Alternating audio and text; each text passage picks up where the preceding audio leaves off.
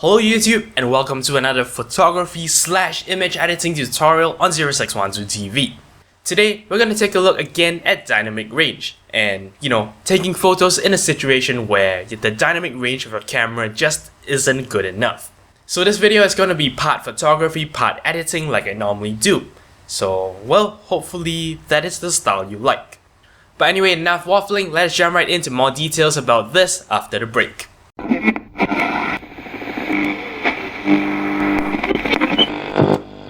This is 0612 TV. Welcome aboard.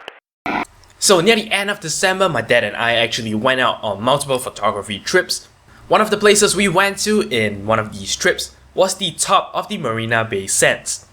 For those of you who don't live in Singapore, which is about 90% of you guys, the Marina Bay Sands is a hotel/casino thing, and one of the more prominent architectural feats about this particular building is the fact that it consists of 3 towers with this boat-shaped thing at the top. I know it probably has a more significant meaning than that, but to me what's most interesting is the fact that that thing up there at 56 stories gives you a very good vantage point over the entire city. So anyway, we went up there to take photos, and I was stopped on no less than 3 occasions by people who wanted me to take photos of them. Of course, the cameras they handed me were cell phone cameras, and of course, they wanted to be in the foreground of a shot that, actually covers the city background. Despite the simplicity of that idea, that is actually a pretty challenging shot. You see, it was maybe 3 to 4 PM, the sun was pretty high up in the sky, and the entire city area was very brightly lit.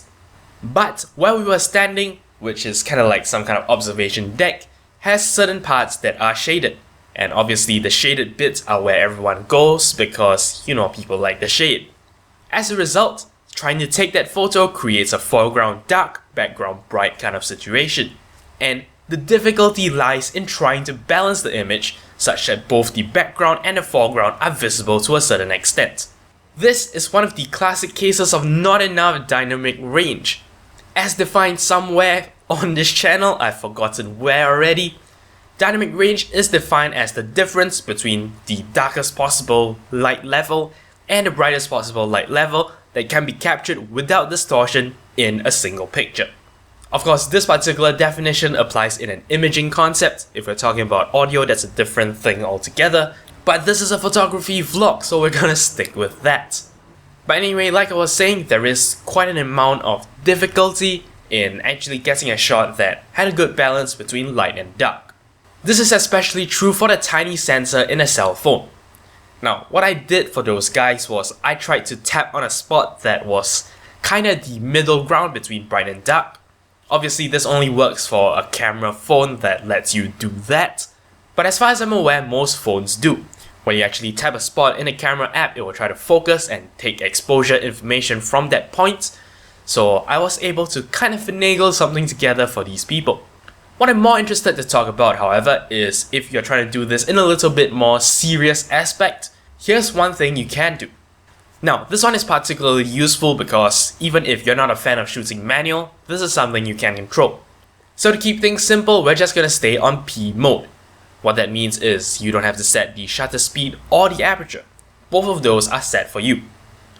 What you're gonna do is, when you're framing the shot, adjust the exposure compensation such that, both the background and the foreground are kind of reasonably looking. Now, the images I'm about to show you were taken by my dad using his Canon PowerShot Bridge camera. So you want to avoid a situation like this, when the background looks nice, but the foreground gets too dark. You'll also want to avoid a situation like this, where the foreground looks fine, but the background is blown out. Try to go for the middle ground here. That means the background is just a little bit too bright and the foreground is just a little bit too dark.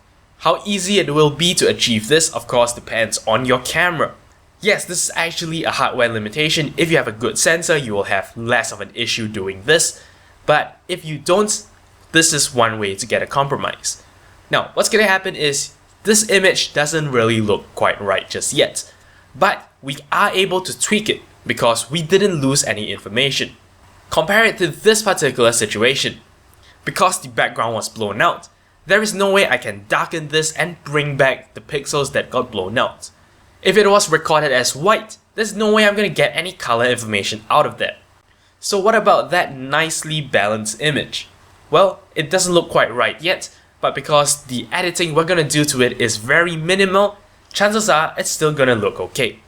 So really all that's left to do is to bring that image into your photo editing program, go to the lasso tool and turn up the feathering as much as possible. Select your foreground and use the levels tool to bring up the brightness so that, the foreground kinda looks as bright as the background. What you've essentially done is you've made the background and the foreground equally bright. Once you've done that, you can enhance the entire picture as a whole, and there will not be a disparity between the background and the foreground. So what I'm doing now is that I am toggling the changes on and off so you can see the effect. While the change is subtle, it is sufficient to equalize the lighting differences between the foreground and the background. Notice one thing I didn't do very well here. The feathering I used caused the brightness to spill out, creating a little halo around the foreground. This can be reduced by shrinking the selection or using less feathering. This is in fact conceptually similar to doing HDR photography, except of course, this is much simpler.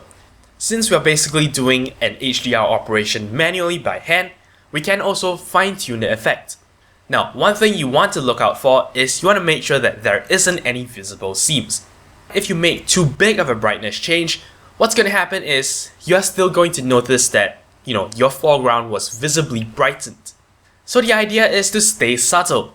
Try to keep your changes as minimal as possible. All you want to do is to try and equalize the difference between the foreground and the background. You probably want to do as little changes as possible to just the selection because of course it's very easy to tell when there is a seam. Once you get things kinda okay, edit the entire image as a whole and that will probably get you further. Anyway, that's it. I hope these tips were helpful. I hope they explain certain concepts to you. If you have any comments, queries or suggestions, feel free to leave a comment in the comment section below. Don't forget to follow the official Twitter account for this channel at twitter.com/0612tv. As always, I appreciate every like, favorite and subscription you give me. But until next time, you're watching 0612TV.